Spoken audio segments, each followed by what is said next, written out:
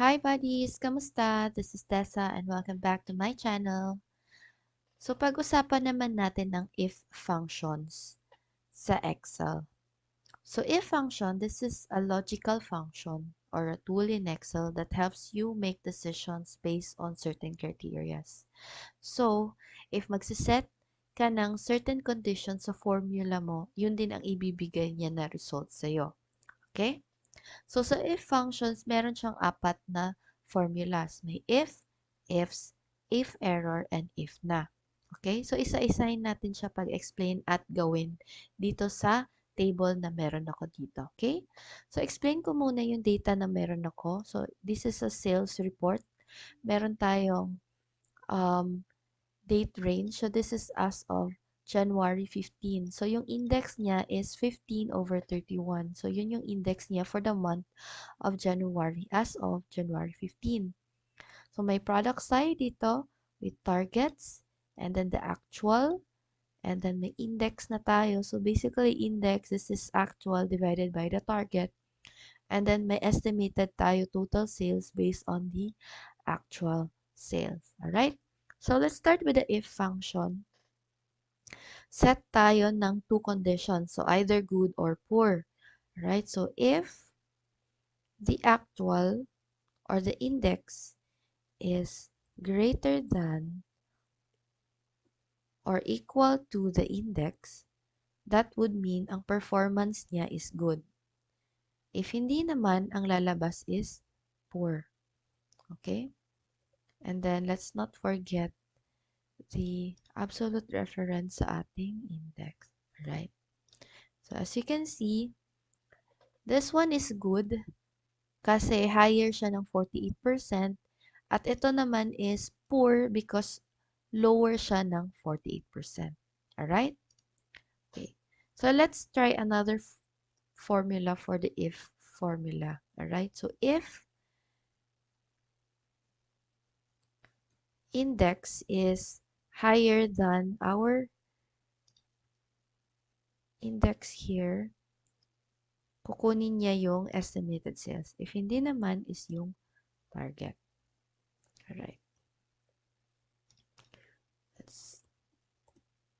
Okay. Try to observe. So, kung more than siya ng 48%, ang lalabas na value sa kanya is ito ng estimated total sales based on the actual. If lower naman siya ng index, then follow niya yung target natin, which is 250. Alright? So, that is the if function with two conditions. Okay, so try naman natin tong ifs function. So, sa ifs function, may tatlo ka ng conditions or three or more conditions. Okay? So, ang condition na gagamitin ko is good, average, or poor. Kung magfo-fall ba yung index based sa good, average, or poor performance. Okay, so let's try ifs index is greater than or equal to index here, then it is good. Next naman natin na criteria is if ang index niya is less than sa index less 10%. So, that is 38%. So, very low na talaga siya. So, yan ay poor. However, if yung index naman is less than lang dito, nasa mid-range lang siya. So, average lang siya. Average. Okay. And then, don't forget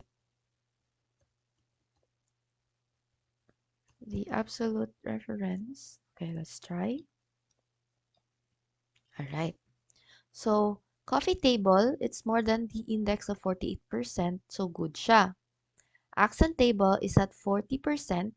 So, nafo-fall siya sa average because hindi naman siya lower than 38%. Nasa middle lang siya. Kumbaga.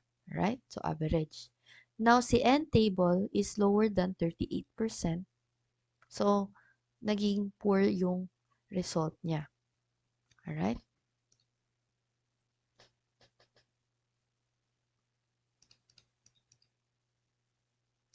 Okay. So, kumpletuhin natin tong estimated total sales. So, if function pa rin to, if the result is good, then kukunin niya tong estimated sales. And kung hindi naman, kukunin niya yung target. Alright. So, if function, two conditions, ifs, three or more. Alright, so moving on to if error. Sa if error naman, i-replace niya yung value sa formula mo if nakikita niyang error or if nare-read niyang error doon. So, for example, if error, tapos, replace mo for example ng 0. Yan. So, pag copy mo dito, instead of error, magiging 0 na siya. Alright? Okay, so let's try naman itong if na.